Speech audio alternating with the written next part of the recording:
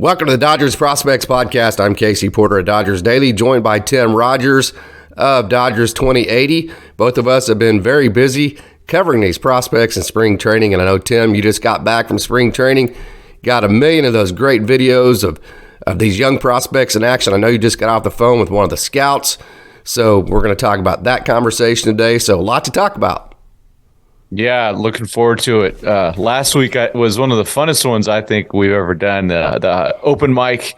And so this one, there's a slight agenda on this one. Yep. Yeah, a little bit. Okay, so, you just released your top 30 MLB pipeline, in which you know that I'm not real big on top prospects list because there's a million guys like Jordan Leisure and those guys that aren't on them. Okay, but the one that I actually do cover every year is the MLB pipeline list because I think they're probably the most connected with how everything goes. They have the best information. That's just my opinion. So I cover that every year. So, hey, you just released your 6-part series. So tell us a little bit about that, and wanted to wait till Monday so we didn't have any overlap there. I'm going to be releasing, one on each one of the players coming up, and I'm going to reference yours quite a bit because a lot of your ones, especially the ones of the Rancho guys, you're going to have more information than me. So, hey, go ahead and talk about that a little bit. Yeah, thanks, Casey. It's for me, I look at the list in the same way you do. But what I see out of it is it's players get some spotlight with that, and sometimes guys show up that people haven't heard of, and so that's one of the fun things, and it makes you dig in a little bit more. As prospect guys, we need to be prepared to talk about certain people and to get our eyes on them. And so, of course, there's one guy in that top 30 list. There's like hardly anything other than some tryout video. The Vargas kid, the other Vargas. I was like, oh boy, this is rough. I hope I don't get any copyright violations on this one. But I think I get one every time I'll release a video, so I stopped worrying about that a long time ago. Did you? Yeah. So, but it was fun to do. It was me and Trinidad. He also goes to Rancho a lot, probably more than I do. And he works he's a translator, but also obviously he knows baseball. So he does his podcast, works with me on some of the podcasts, and, I do that with the staff. It's fun to go through the list and, release those. As you know, it's a lot of work to put some of these things together. And and I am going to cover. I did reach out to Dustin Osler of Dodgers Digest. I'm going to do a quick one on their top 33. I think it has some cool names in it, including some guys that got hurt that need some spotlight again, like Edgardo Enriquez and guys like that. So. Those are just, good places of information. It's good for fans just to look at, but you take them with in some ways with a grain of salt. The Dodgers have their real list, sure, and we don't know what that is. Yeah, and I think where maybe some of the disconnect is for me is that fans see this list, and this list isn't at all a list of the guys who are closest to help Los Angeles. So there's a whole bucket of guys that actually are going to make it to Los Angeles before any of these guys any other guys on the top 30 list that aren't on this list, like a Mark Washington and Nick Robertson, maybe even a Justin Hageman, those Hunter Feduccia, guys like that actually are closer to Los Angeles. So where I think it gets confusing for fans is they think, Diego Cortez is going to be the starting catcher for the Dodgers this year. Well, no, he's still, he finished last year. Of course, I saw he's on the AA roster. That's where it can get kind of confusing for the fans, is these things are just projections, and then you have guys, that like Carlos Duran and Hyunil Choi. Hyunil Choi was the Dodgers minor league pitcher of the year in 2021, who just because he was injured last year, now he's not even. He goes, so he's not even on the list anymore. There's situations like that. For me, make you have to take it with a grain of salt because, there's guys like Jordan Leisure, Mark Washington, Nick Robertson, Hunter Feduccia, Lyle Lockhart Jr., John Rooney, I could go up, Kyle Hurt, and then Hyunil Choi, Carlos Duran. There's just so many. Carson Taylor, who's always been on the top 30 list, but because he suffered injury after injury after injury last year, he's not on it anymore. So should a guy not be on the list because just simply because, he had a year that he spent fighting injury, which as a catcher, that's going to happen as you come through. So that's where, hey, it's entertainment. It's not necessarily, hey, who are the guys that are going to be starting in the LA lineup even in 3 years? There's, because we saw last year Dalton Rushing, he just rushed right in. So who's to say the 2023 class there's not going to be somebody else like that's just going to take everything by storm. And then also another thing that this is just my opinion, and really until you see a guy pretty much in Double-A, it's hard to tell. High A is a good level. It is a very good level, but and there's a lot of things that there's a lot of takeaways you can take from it. Don't get me wrong, but really until when you get that guy in Double-A, that's where they start really smelling it. It's like, oh man, I'm getting close, right? Yep. And then that's where you start getting the big, you've weeded out, so much of the talent. And that's when you're really, everybody in Double-A is a major league caliber player. Does it make sense? Yes. Now, they won't all make Absolutely it, but they all have major league talent. So really, when they start getting in Double-A, that's when you can really, really, really start judging, hey, is this going to be a major league player? Is he going to be able to stick? Those kinds of things. So they're fun, and I enjoyed definitely all of your 6 series, and I'm going to enjoy putting all these together. I've got probably about 12 of them done so far, so we got quite a bit of work to do. Yeah, so... do you have an order that you're doing them in? Well, yeah. We're going to try to go from one to the last, Okay. And then we might actually combine some of them together as we get down towards, like a Yendry Vargas where there's not a whole lot of, but Sammy well done, Sammy Tim. Sammy Munoz also another one. Yeah. There's not a lot out there. Yeah, right. So we're going to combine some of those probably, and then heavily, which neither one of us like to do, rely on other people's information. I like to use my own eyes, but it is what it is. Okay, so some other topics that we're going to talk about today. Michael Busch, we're going to talk about, just kind of his role in the organization. Hunter Feduccia, the big spring training he's having. Eddys Leonard, I'm excited to see, he's really coming into his own. And then I wanted to have a conversation, start this whole thing out on the World Baseball Classic, which is a very cool event in itself. And I just don't understand. And I'm gonna preface this by saying I haven't watched a whole lot of it, and it's not because I don't like it. It's just because I watch so much baseball throughout the year. I watch, oh my God, I watch almost every one of the minor league games for the 4 affiliates. I watch almost all the LA games. Then I have my own, so right. It's like I just don't have time, so, but I love the World Baseball Classic. Here's one of the angles from a prospect guy that I just don't understand people that criticize it. And here's my perspective on it. When you take a guy like Mookie Betts, Trey Turner, who's no longer a Dodger, I understand that, but and Austin Barnes and all these guys, and you put them in the World Baseball Classic, right? Okay. Yep. That's competitive at bats for them, which is great. It's way better for them to have competitive at bats with adrenaline in games. Those veterans, those are the at bats they need in spring training. They don't need at bats against Nick Robertson on field 7 with absolutely zero adrenaline on a Tuesday afternoon. Does it make sense? Exactly. It's better for them to get at bats in the world. So it's better for the veterans, okay, which the club understands. Plus, the clubs have control over, hey, nobody's going to get overthrown, right? Nobody's going to get overused.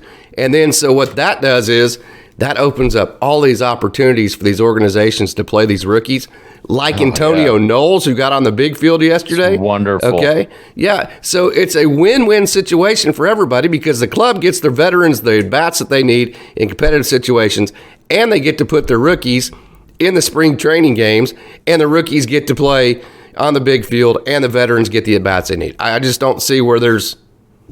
And it's the perfect timing a year because this is exactly when we need to have it during spring. I just don't see any negative to the World Baseball Classic. And it's a cool event.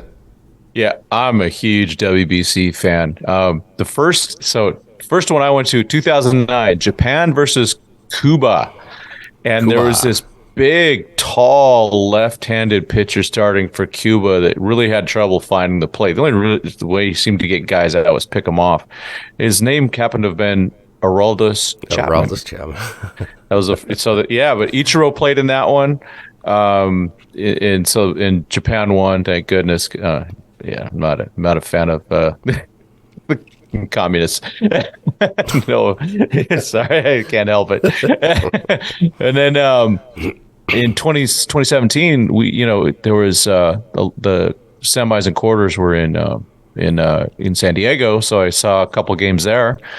I saw U.S. play Venezuela, and then went to the finals up at Dodger Stadium. Saw the USA beat Puerto Rico, and it was wonderful. I mean, here I am rooting for frickin' Brandon Crawford and Buster Posey. I mean, my goodness. But it was kind of an interesting, because even like with I'm rooting for Team USA, and my secondary team is, probably Mexico. And so you go, oh man, rooting for players I'm not used to rooting for. And that's cool. It's cool. I think the baseball's fun. It's a real, it's great to see, Mike Trout get some real spotlight. He plays on a team that hardly makes the playoffs. And then also just to get a glimpse of, Mookie Betts taking extra bases and being, in my opinion, one of the smartest baseball players we've ever seen. Just the way he behaves, it plays. And I don't know if you saw this. If the scout, those are radar things where they track the sprint speeds and all that, and Mookie kind of rolls in like usually at 27.3 feet per second. And so people are, and including myself, I was literally talking to my wife yesterday, Mookie's really not as fast as you think he is, just sprint speed's right around a little bit above average. Yesterday, he got graded at a 29.6 feet per second, which is almost elite. So never sleep on Mookie Betts, man. Yeah. So you're a fan. I am. Yeah. Yeah. But again, I can't. So even let me watch ask you as this: much as if I were to ask you, hey, what are the downfalls of the World Baseball Classic for somebody who doesn't like it? What would they be? Well, it's Edwin Diaz getting hurt, Altuve getting hurt. Injuries are going to happen. But guess what? Injuries happen in spring training, regretfully. I mean, we've lost Gavin Lux for the season. Anytime. So are they going to happen more in a World Baseball Classic than they would in a spring training setting? Do you think? I don't think so. I mean, I just, the Diaz thing was part of it. They were celebrating. Learn your lessons on that one, I guess. That's a rough one. It's a tough one to learn. And then, Altuve got hit by a pitch, and that's going to happen. We see Justin Turner got hit a few years ago, remember, in the hand. It's kind of the same injury almost that I don't know if it's the same injury, but it's, in the hand where he got hit and missed some time. So that's just part of, it's baseball. Players do get hurt. But yeah, I don't see the downside. I don't either. Personally, and like I said, I really enjoy it. So there's a built-in bias in there, that's for sure. Man, how about, talk about World Baseball Classic, big Guillermo Zuniga. Yeah. Golly, man, hitting 102. Man. He hit 100, 101, 102, then finished the game with his big-time slider. And we both posted whenever he signed with the Cardinals. Of course, he became a free agent. Man, this one hurt. I know. That one hurt. It's just a dagger, right? And I'm really happy for him. He's such a nice guy, and I really hope he makes the Cardinals roster. I know he's on the 40-man, and that was one of the good things. I mean, the Cardinals saw something and something that we've seen.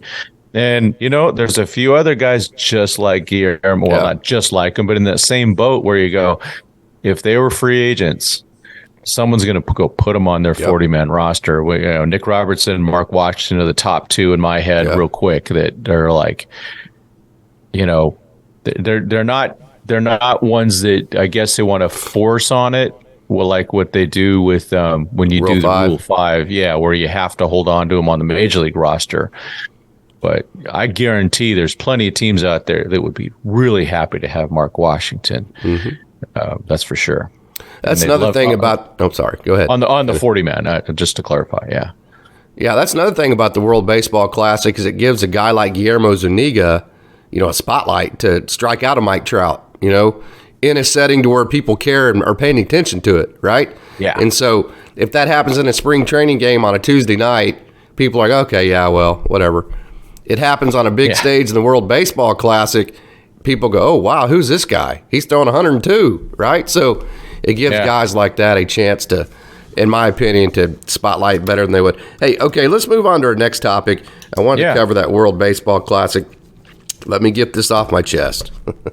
You can do it. Okay, Dodgers either need to play Michael Busch, give him 300 at-bats at the major league level, or they need to trade him because he's done everything he can do at the minor league level. He played several years at a top-end Division I university at North Carolina. He was fantastic there. You know, and if you watch Division I baseball, especially at the level of North Carolina, these guys are throwing 94, 95, 96 at that level. It's about a high A, double A level, right? Okay? So, you know, at least whenever you're talking about the Friday night starters and the Saturday starters and that kind of thing. So there's nothing left for Michael Busch to do at the minor league level if you're just going to send him there and keep him there all year, right? Okay, I mean, I get the up and down. So we are at a point, in my opinion, with Michael Busch, okay, where you either carve out a role for him or you trade him, period. End of discussion. That's where I'm at on him. Am I wrong? I don't think you are. And I've thrown that out there, not just with Michael, but with a lot of these guys, play him or trade him. There's, we see the same with Outman, right? I mean, there's still questions if he's going to be on the roster. It's like, what are you watching? So we'll see. I mean, as we know, the Dodgers have a glut of talent. But they do keep on signing extra, bringing in those veterans. I think there's a comfort level there. But I just want to see if they just give Busch or Outman any type of runway. I think they're going to make it really hard for them to keep playing the veterans. And so maybe there's that. When we talked about it, like when they signed. First Rojas, which wasn't that trade for Rojas wasn't as bad, and then Peralta. Peralta was kind of the one that was like, that's really going to impact some people. But it's going to also force the Dodgers and force the players to go, okay, if they really shine, you got to play them. You've just got to find a spot for them. And David Peralta, David Peralta's been good in the WBC. He's a good player. And so we'll see what happens. But yeah, with Busch, it's just, man, positionally it's an issue. They're putting Vargas at second. And Vargas looking good over there. And they must think, they must have, maybe they have, on their list, they have Vargas higher than Busch.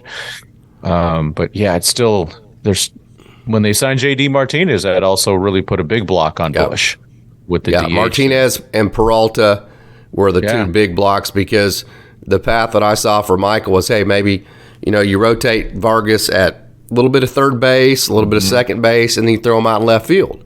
Yep. Then that gives Michael Busch probably a runway or a path to get 200 major league at bats, and kind of slip in there from time to time and play some second base. And then every once in a while, J.D. Martinez might need a day off, and then you throw him into that DH role there every now and then. Yeah. But the Martinez becoming the everyday, and hey, I love the J.D. Martinez pickup. I don't mean this negatively at all. The two pickups that we've talked about them several different times, Rojas and Martinez, total sense, man. That's plus. I don't see any negative to any of it.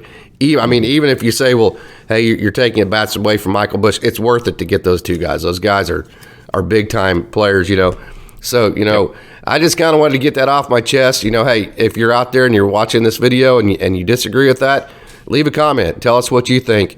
Are we wrong there? I just, as a prospect guy that watches these guys, you get attached to them. You do the same thing, Tim. You talk to these guys, you see their process, you see their daily grind. They're so close to the major leagues, which is such a different experience than the minor leagues. It's just unbelievable how much different a life of a major leaguer is than a minor leaguer, and they're so close. And all you want as a prospect guy like we are is for these guys to get a fair shake and to actually be That's it. given their chance to show what they can do at the major league level.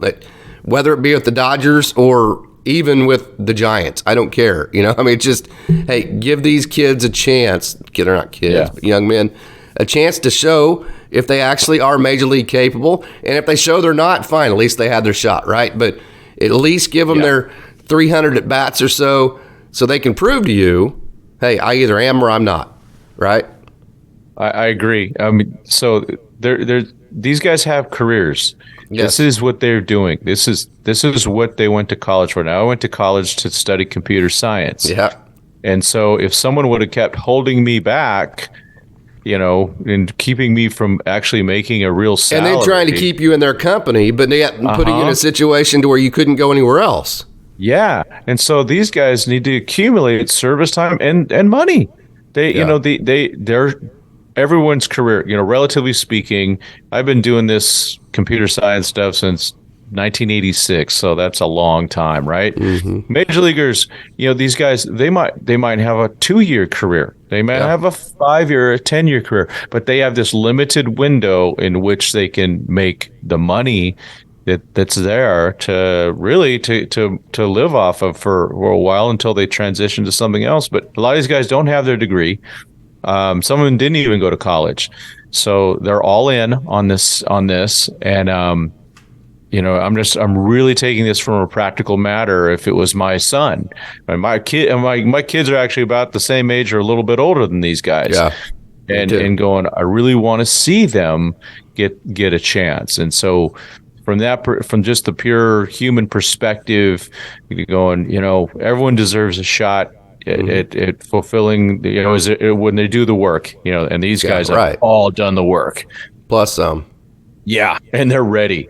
They need a shot. So, yeah, it's going to work out somehow. It is frustrating to watch. I think this offseason, when I first started my lineup list, it had 4 rookies in it, no bias at all in there.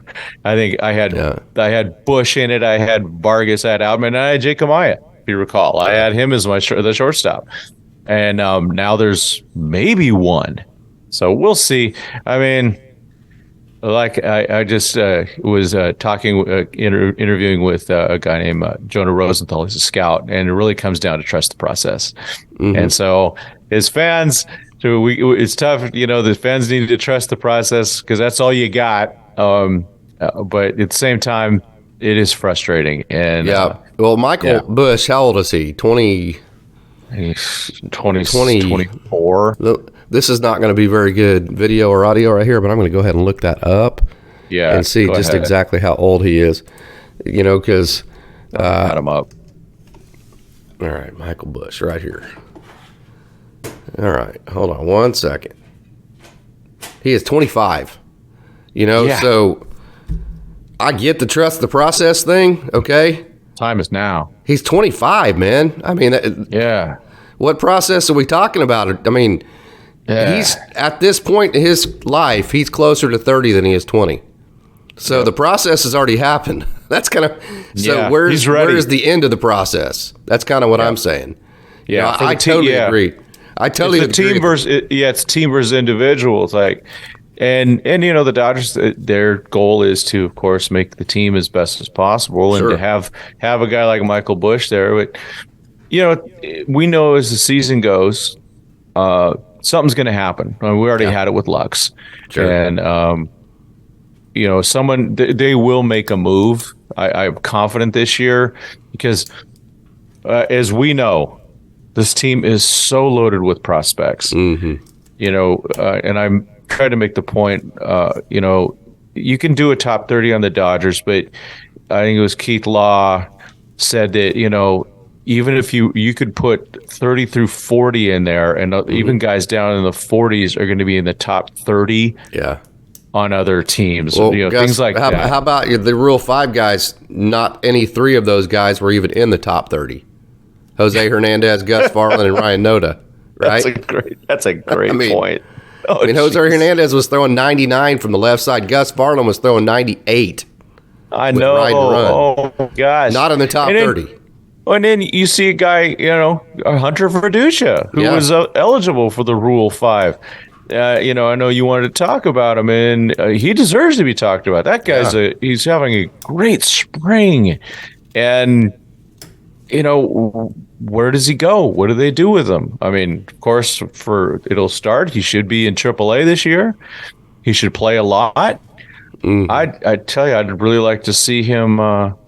He's making noise. Yep. Of course, he finished last year in AAA and finished hitting very well in September. He had almost 300 in AAA in September. So another guy that's getting a little older, another guy that's played at the top of Division I baseball. He played at LSU. So, you can add that, in my opinion, you can add that, what's happened at these places like Oklahoma State, LSU, North Carolina, O'Brate Stadium has better workout facilities than, say, Bricktown Ballpark.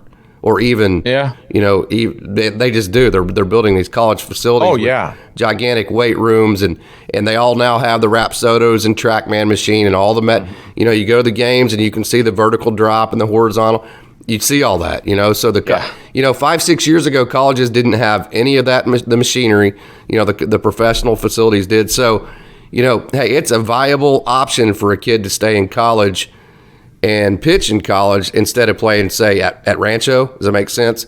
Because you have every, you're still facing the 94, 95 at the college level. You have all the great instruction. You have all the data. You don't have as many people to break it down as you do maybe in a professional setting. So you can add that year that he spent at LSU, in my opinion, to his professional experience, because playing at LSU in the SEC every weekend and facing guys like Lyle Lockhart Jr., right? I mean, that's pretty much like playing, at an high A, maybe even a double A level if you have a Friday night setup with two, first-round draft picks. So big-time experience for Hunter Feduccia. He showed he can produce at the AAA level, and he is absolutely taking advantage of his opportunity, an opportunity he's been given, going back to our original conversation, by the World Baseball Classic, because both catchers, Will Smith and Austin Barnes, are playing in the World Baseball Classic. So another scenario where that event gave a young prospect in Hunter Feduccia a chance, and he's taking advantage of it. Exactly, and they're not auditioning for one team; they're auditioning for 30, and so. There's going to be some moves. I don't know if you've seen some of the transaction lists, but it's that time of the year when some players do get released. But the Dodgers, they don't have guys. I mean, I'm sure there's someone's going to show up and it's going to break our hearts. But there's also going to be some moves. There's going to be some little trades that'll happen. They have to make some of these guys. There's just too much blockage, and they're not giving them a chance. And I think Hunter is a great candidate for that. Some teams got to be going, let me get that guy. They can definitely put him on their 40 man, and have him ready to go. I mean, the Dodgers use that they save a spot on the 40 man by not putting a guy like Hunter on it. And they're going to use Freitas and Mazeika to be that guy that if Will Smith goes on maternity or something like that, they'll bring up a Freitas, and then he'll get DFA'd afterwards and then go back to OKC. But if they do that with Feduccia and they DFA him, someone's claiming him. Mm-hmm. It's the Tony Walters type thing they did, and they were going to do that with Chad Wallach last year. So they always have that guy ready to go to just in case. Although I will say this, they haven't had a AAA catcher like Feduccia that is major league ready from a prospect perspective. I don't know who the last one would be. You had Cabert, you had Will, and they were. I mean, Cabert was a little bit below. He was always behind Will coming through the system. Will always started over Cabert, and then Will always got promoted before Cabert. But between Will and Cabert, there really hasn't been a catcher prospect in the organization that's been threatening the major league level like Hunter Feduccia has. So I think they've been in a situation from an organizational perspective where they've had to go out and get a Chad Wallach or a Tony Walters or a Jack Murphy or somebody like that, an older guy that they could plug in. They have that guy now with Hunter Feduccia that is ready for major league time. He's showing it in spring training. So I'll be curious to see if Will Smith does get injured, will they go vet or will they give Hunter the chance to go up and see what he can do at the major league level? Because the one thing you're going to get every time Feduccia catches, you're going to get great defense. You're going to get a guy that's a big target behind the plate. You're going to get a guy that receives the ball well, and you're going to get a guy that's really chill, works with the pitchers very well. He blends in very well, and a guy that knows how to call pitches. Yeah. And a left-handed swing. Right. The only issue becomes he'd have to go on the 40 man, and they treat those positions like gold during the season because you know how they want to get 500 pitchers on going through the system during just at the major league level. So that's usually the issue there. Now you also brought up definitely a favorite, Eddys Leonard. And I don't think we're going to get to it today. We wanted to talk about, the Tulsa and OKC rosters a bit. Yeah. I don't know how much we'll get to that. Good show next weekend. I'm gonna just throw this out there as a question to you. Do you think that Eddys maybe skips AA and goes to AAA? Well, they just signed a shortstop for the AAA level. I can't remember the name. I always forget the name. They signed him about a week or two ago. Was it Castillo? Yvonne Castillo? I don't think so. That doesn't sound right. There's Bryson Brigman, but Bryson's a second baseman. I mean, I'm just looking at what they have as infielders, and Devin Mann might be the best shortstop on that thing. He's really not much. Doesn't play much shortstop, and then. Well, infields on AA, you've got Betancourt, of course, then Clayton Daniel. Yeah, he's been on the restricted list for the last year. Eddys, there's really not. So I think the guy I was thinking about was Brigman. You're saying he's a second baseman? He's a second baseman. Shortstop? Okay. I saw him at spring training only at second base. Okay. All right, well. So I think it's interesting. Just want to throw that out there. That leaves a hole.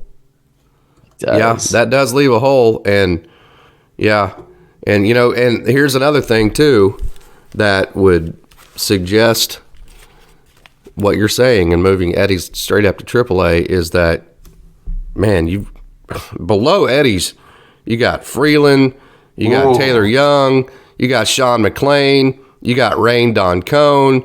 You've got all these. I mean, you've got a logjam of shortstops below the Eddys Leonard level that all need to play every day at shortstop. So if you did move Eddys Leonard to AAA, I think you probably move Alex Freeland to AA.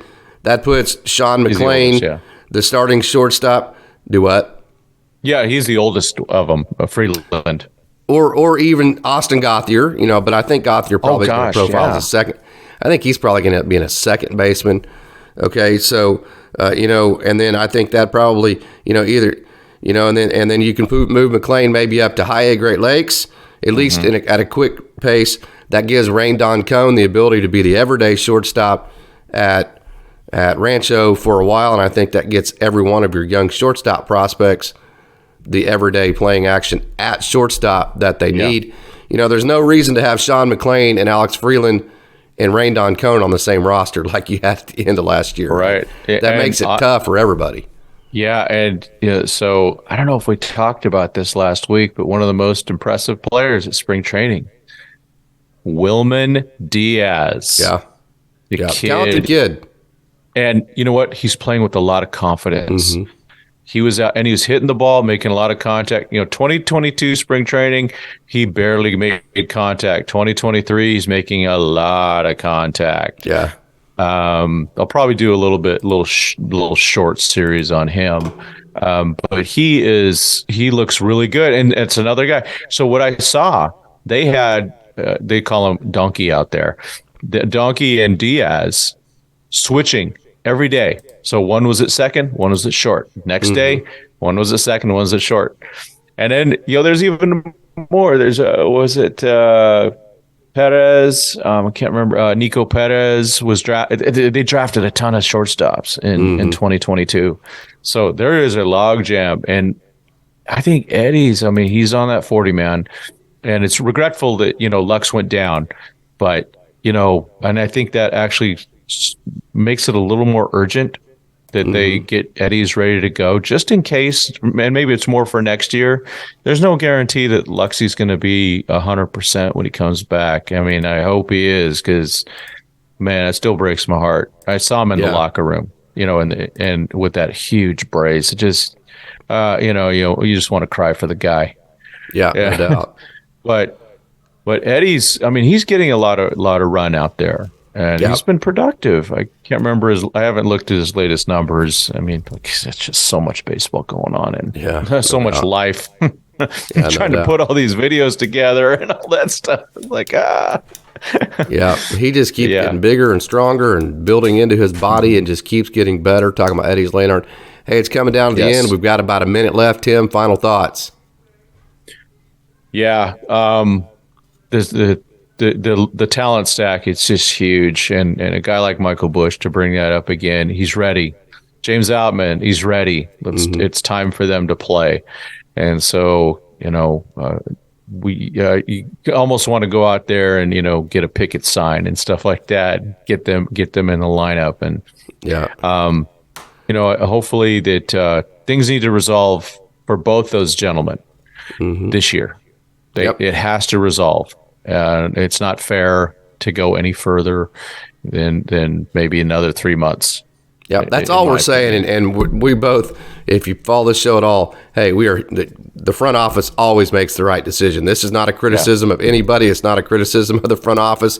This is just our experience with these players. This is how we feel about their career. This is how we feel about where they're at right now. And so, that's what this show's for, is for us to give us our opinion, right? So, hey, fans, just a reminder, if you like this video, if you like this kind of content, go ahead and click that like button, leave a comment, tell all your friends about Dodgers prospects, and go ahead and be a subscriber and click that notification button. So every time we release a new episode, you will be notified, and the Dodgers Prospects podcast can continue to grow. Hey, fans, as always, thanks for tuning in, and go Dodgers.